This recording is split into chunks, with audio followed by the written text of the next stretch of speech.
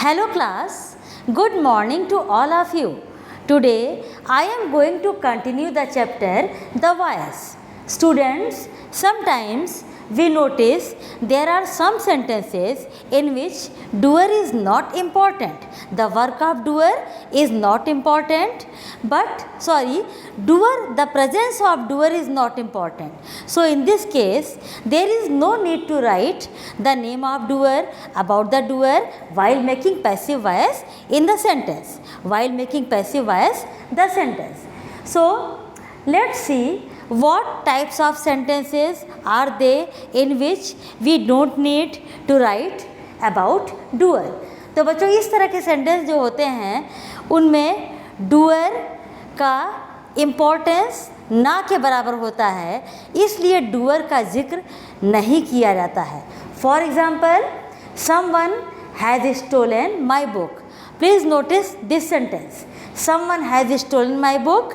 मतलब यहाँ पर फोकस किस चीज़ पे हो रहा है कि मेरी बुक चोरी हो गई. फोकस इस बात पे है, द इम्पॉर्टेंट मैटर इज़, क्या है इम्पोर्टेंस, कि मेरी बुक चोरी हो गई.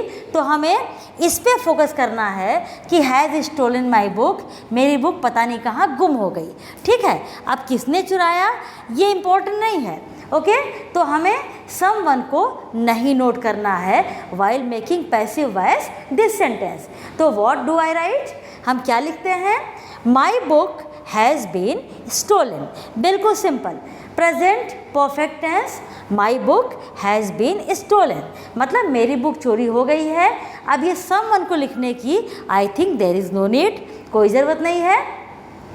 Next one is she hurt her leg in an accident. अगर आपसे कोई कहे शी हर्ट या your friend hurt his leg in an accident, तो आपका ध्यान तुरंत उसके चोट पड़ जाएगा कि अरे एक्सीडेंट में चोट लग गई.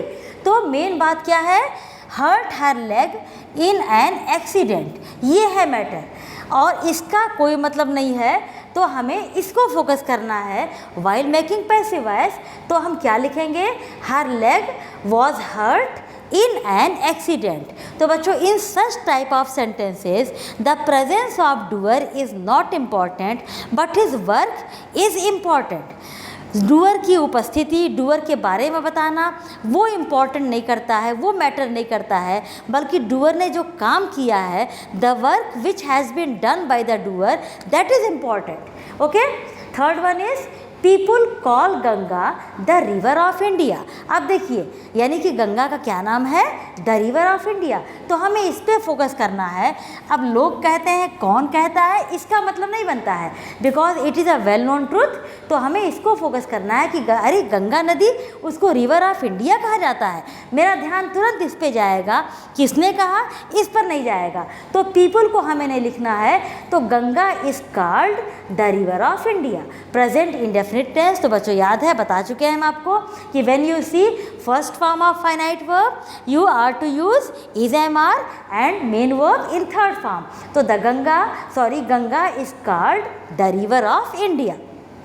Okay, next one is they admired him for his honesty. अब देखो इसमें क्या है इम्पोर्टेंट, कि वो उसकी प्रशंसा होती है, किस लिए, क्योंकि वो बहुत ईमानदार है. ओके, तो इस बात को फोकस करना है. दे का मतलब कुछ नहीं निकल रहा है, लोग, वे उनकी प्रशंसा करते हैं. तो जो ये ऑनेस्ट होगा उसकी तारीफ तो सब लोग करेंगे ही.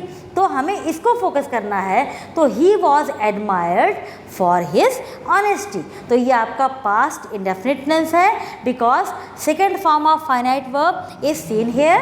तो हमने क्या यूज़ किया, वॉज लगाया और इसको थर्ड फॉर्म में कन्वर्ट किया.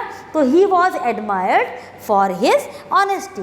तो बच्चों दीज आर द सेंटेंसेज. तो ऐसे सेंटेंस जब आपके सामने आए जिनमें work is important, the presence of doer is not important, तो in this situation don't write about the doer while making passive voice the sentence. Okay, तो चलिए आप देखते हैं next one.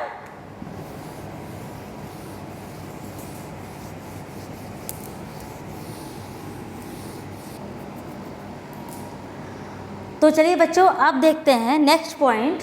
There are some verbs, कुछ ऐसे verb होते हैं जिनके साथ पैसिव वॉइस में हम बाई का यूज़ नहीं करते हैं। मतलब अभी तक आपने जाना कि पैसिव वॉइस हमें जब भी बनानी हो we always use by to make the sentence passive voice. लेकिन अब आप देखिए कुछ ऐसे वर्ब ऐसे हैं कि they don't take by with them while making passive voice. तो विच आर दे, कौन कौन से हैं? देखो, सरप्राइज्ड, एस्टोनिश्ड, डिसअपॉइंटेड।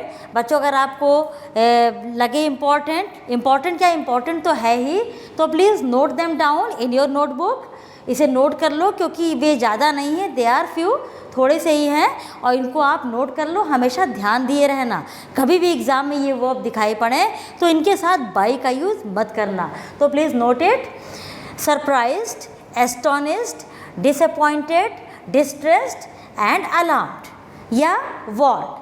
ठीक, तो ये सारे वर्ब जो हैं ये अपने साथ हमेशा क्या लेते हैं बेटा?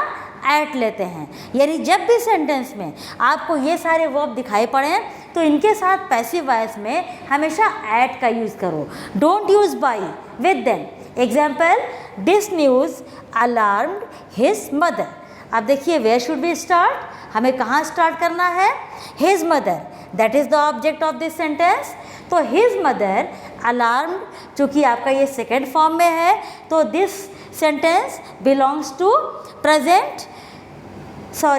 Past indefinite, second form only. तो क्या यूज़ करना है हमको? Was were according to subject. तो हिज मदर वॉज अलार्म्ड। अब यहाँ पर by his behaviour, by this news. अक्सर जल्दी में बच्चे भूल जाते हैं his mother was alarmed by this news लिख देते हैं, लेकिन ये गलत है बेटा, क्योंकि दिस वर्ब, इस वर्ब को नोटिस करो, जब भी ऐसे वर्ब दिखाई पड़े तो यहाँ पर एट दिस न्यूज़ ये होगा, यहाँ पर हम एट लगाएंगे ना कि बाई। तो इसकी पैसिव वॉइस ऐसे बनेगी, his mother was alarmed at this news. Next one is his behaviour displeased me. अब देखिए please notice the verb displeased.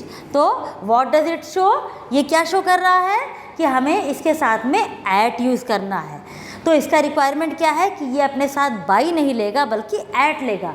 तो start passive voice I. First one, I was displeased at his behaviour. I के बाद was लगाएंगे because displaced is the second form of finite verb and that is the symbol of past indefinite tense. तो past indefinite tense में हम कौन सी verb use करते हैं while making passive voice? The sentence was oblique were. तो we have to choose was oblique were according to subject. तो subject आपका आई है, तो आई was displaced eight his behaviour. तो ये इसकी पैसिव वॉइस बन के तैयार हो गई। हमने यहाँ पर बाई नहीं लगाया। Be careful to the use of by, कि इसका अगर हम ये बनाते हैं कि I was displaced by his behaviour तो ये आपका गलत हो जाएगा। ठीक है, अब देखिए तो इस तरह सारे वर्ब को प्लीज़ नोटिस, आप ध्यान देना। अगर आपको ये सारे वर्ब दिखाई पड़े सेंटेंस में तो कभी भी बेटा बाई का यूज़ मत करना, इन सारे वर्ब के साथ हमेशा एट लगाना। अब देखिए next one, there are only two verbs known and obliged. अब ये दोनों वर्ब अगर दिखाई पड़ते हैं सेंटेंस में तो आपको क्या यूज़ करना है इनके साथ में? इनके साथ आपको ये टू यूज़ करना है in place of by. By के स्थान पे हमें टू लगाना है अगर हम देखें कि सेंटेंस में नोन लिखा है या ओब्लाइज्ड लिखा है। ठीक, एग्जाम्पल एवरीबॉडी नोज हिम। अब देखो ये नोज आ गया, ये तो नोन फर्स्ट फॉर्म, ये थर्ड फॉर्म में है, लेकिन इसकी फर्स्ट फॉर्म बात तो वही हुआ। तो एवरीबॉडी नोज हिम, तो क्या लिखेंगे? He is known to everybody. अब यहाँ देखो हिम मतलब ही से हमें स्टार्ट करना है।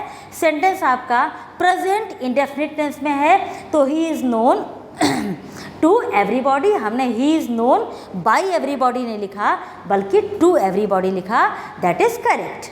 Next one is obliged. बच्चों just remember the application, last में आप क्या लिखते हो?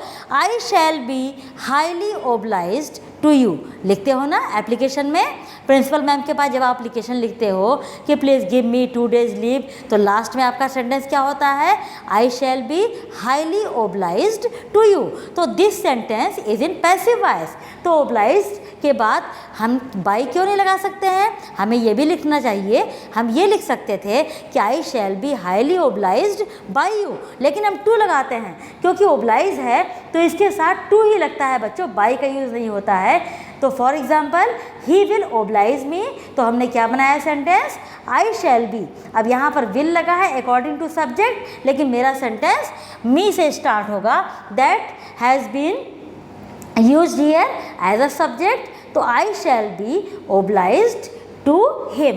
यहाँ पर बाई न लगा के मैंने टू लगाया, तो this is passive voice of the above sentence. तो बच्चों इस तरह से क्लियर हो गया आपको कि विद का यूज़ कहाँ होता है और एट का यूज़ कहाँ होता है और टू का यूज़ कहाँ होता है। चलिए आप देखते हैं विद का यूज़ कैसे करते हैं और इन का यूज़ कैसे होता है।